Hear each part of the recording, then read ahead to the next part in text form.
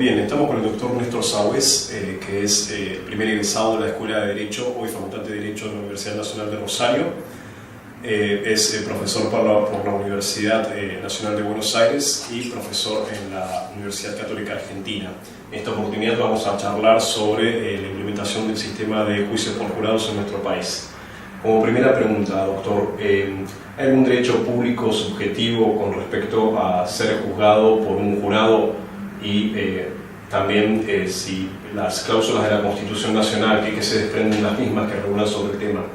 Sí, nos encontramos con una constitución curiosa porque es una constitución museo de 1853 y en 3 ocasiones habla de juicios por jurados, es decir, que es insistente, es, digamos así, una constitución que subraya la institución del juicio por jurados, pero en una de las 3 cláusulas alude al hecho que el jurado estará en marcha cuando el Congreso justamente determine o ponga en funcionamiento esta institución.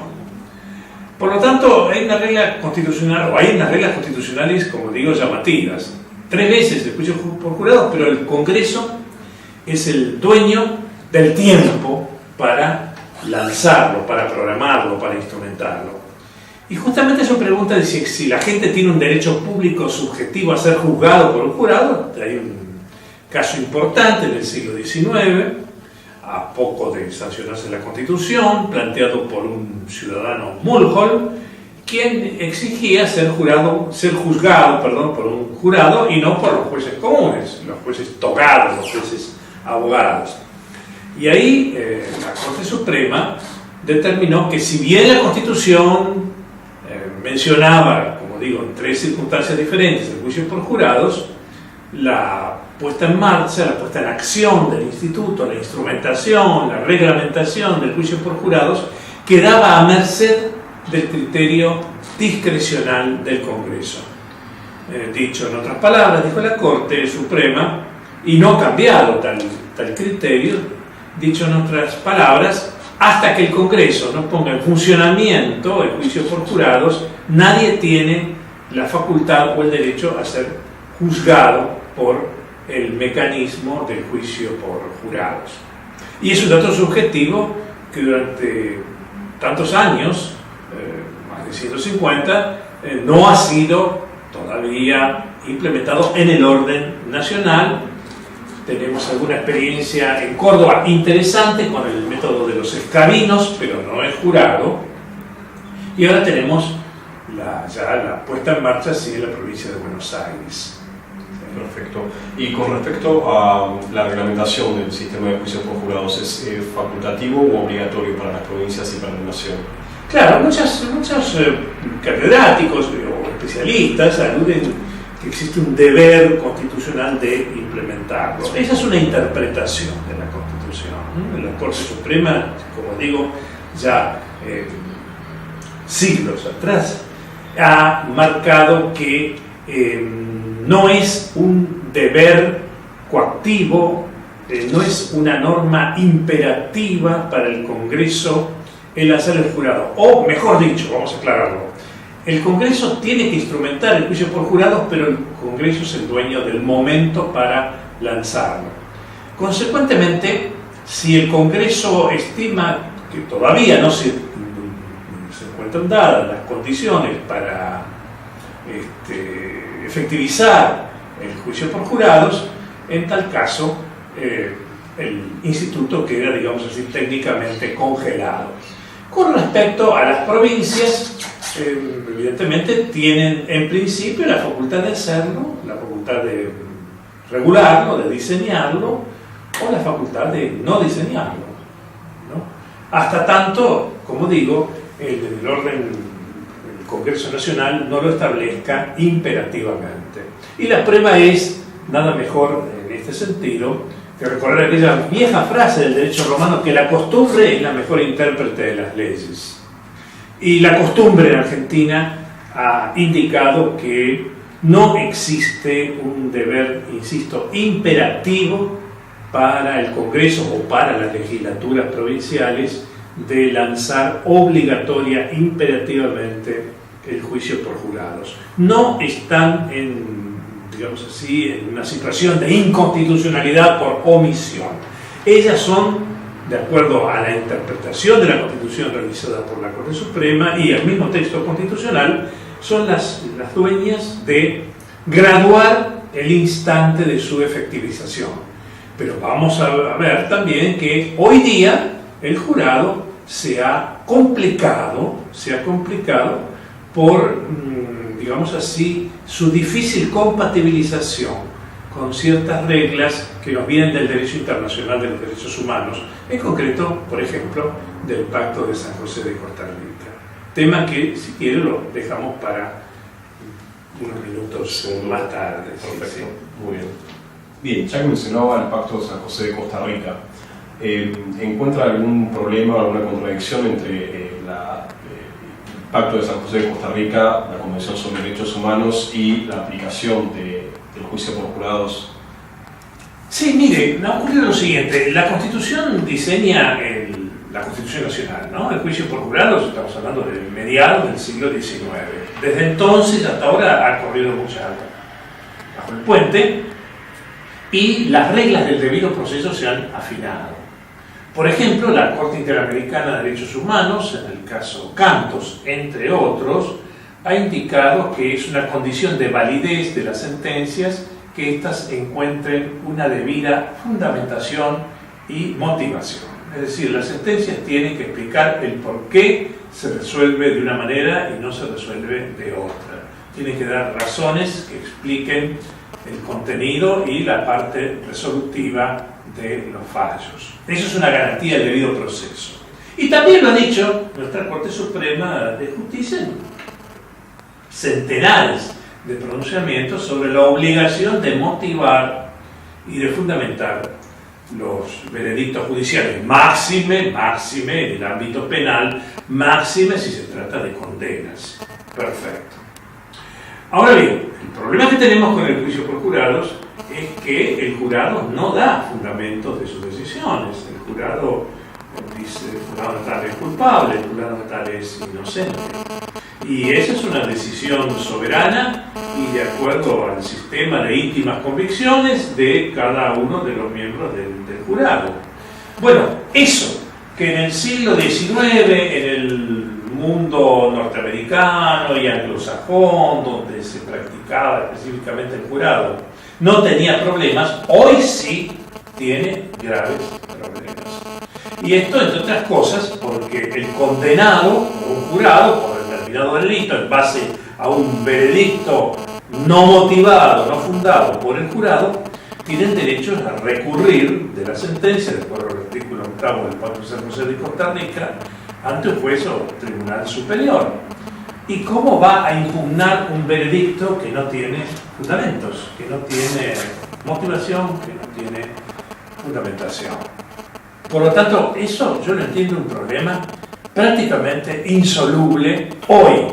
No lo era décadas atrás, o una centuria atrás, pero hoy sí lo veo como una dificultad, diría casi insalvable, para admitir la validez constitucional y la validez convencional, en Convención Americana de Derechos Humanos, estoy hablando del Pacto de San José de Costa Rica, del juicio por jurados.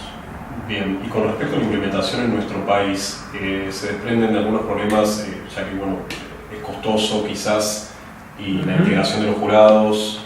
Mire, el jurado está lleno de problemas prácticos, ¿no? Los argentinos estamos partiendo de la idea de la ilusión o el mito del jurado como si fuera un instituto perfecto y un instituto muy fácil de instrumentar. Y no es así, el jurado tiene profundos problemas.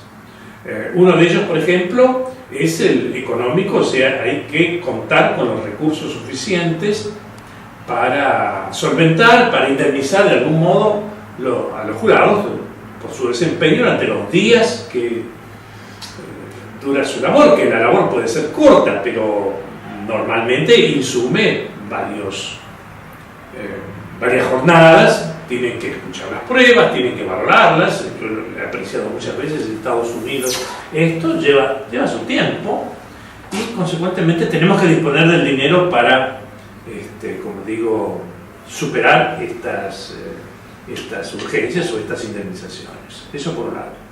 Por otro lado, la integración del jurado, la composición del jurado no es cosa fácil, porque la defensa y la acusación tienen derecho a impugnar, a recusar a las personas seleccionadas por jurado, por ejemplo, por sus prejuicios, por sus estereotipos, por su origen racial, por sus ideas, por su ideología, por sus puntos de vista, por su prejuzgamiento, etc. Me acuerdo de una oportunidad en Santa Mónica, en California, que fui a presenciar un juicio por jurados. Fui 3 días y al 4.º día todavía el jurado no estaba designado, precisamente por las tachas que los abogados habían planteado, dudando de la imparcialidad de los miembros del jurado. Entonces había que llamar a más suplentes, y eso lleva un cierto tiempo, ¿no? que hay que también que computarlo. En fin, otra dificultad práctica puede, y es muy importante, puede derivarse de las presiones sociales sobre los jurados en la Argentina de nuestros días. Es decir, estamos condicionados, muy influida la sociedad por la idea de que todo acusado es culpable. Eso es frecuente encontrarlo. El jurado tal fue acusado, fue denunciado. Bueno, puede ser acusado, puede ser denunciado y puede ser absolutamente inocente esa persona. Sin embargo, existe, como digo, hoy en nuestro país una fuerte tensión social que parece exigir sentencias condenatorias, y esto puede provocar errores graves en la imparcialidad del funcionamiento del sistema por jurados. Y además hay que reconocer que los jurados son legos, no son expertos en derecho. Muchas de las consideraciones en torno a cómo se acredita la culpabilidad, cómo se demuestra la antijuridicidad de una conducta, etc., son temas jurídicos que está bien, el juez puede explicar algo, pero no siempre los jurados pueden entender explicaciones que puedan resultar sofisticadas o complejas. En síntesis, no todas son rosas en el jardín del juicio por jurados. Está plagado de inconvenientes reales. Y terminaría por añadir otra cosa que también la he percibido, no de teorías o de textos o libros, sino de realidades, como en Estados Unidos, la renuencia de mucha gente a desempeñarse como jurados. Esto es un problema cierto de gente que por su trabajo, sus ocupaciones, o simplemente porque no le gusta, no quiere asumir la carga pública que significa ser jurado, no quiere actuar durante a lo mejor varios días o muchos días, estando en una situación de relativo encierro, que corta la vida cotidiana de una persona, y esto provoca, como digo, en la práctica, olvidémonos de las academias y de las teorías, sino en los hechos, provocan actitudes escapistas, pero no son aisladas, no son raras, son muy frecuentes, y hasta existen expertos en evasión de la tarea de actuar como jurado. Y eso, como digo, puede ser, sobre todo en un país donde no estamos muy habituados al desempeño de cargas públicas que exijan determinado tiempo, puede ser también, y es en numerosas comunidades, una dificultad que debemos tenerla muy en cuenta cuando pensemos en el jurado. De todas maneras, el caso de la provincia de Buenos Aires va a ser muy útil para todos. Es decir, vamos a ver cómo opera así. Vamos a ver, esto va a ser una muestra muy útil para pensar en la proyección del jurado a otras latitudes, a otras comunidades. La ventaja del sistema federal es ¿no? Que usted ensaya algo en una provincia y si es malo no se transporta a otras, mientras que si es bueno sí se exporta y se asimila en otros estados provinciales. Así que, digamos, miro con optimismo la experiencia bonaerense, que nos va a servir de indicador sobre la ventaja de aceptarla en otras provincias o por el contrario de dar un paso atrás. Perfecto, bueno, muy bien, doctor, le agradecemos por su tiempo. No, ha sido un gusto. Muchas gracias.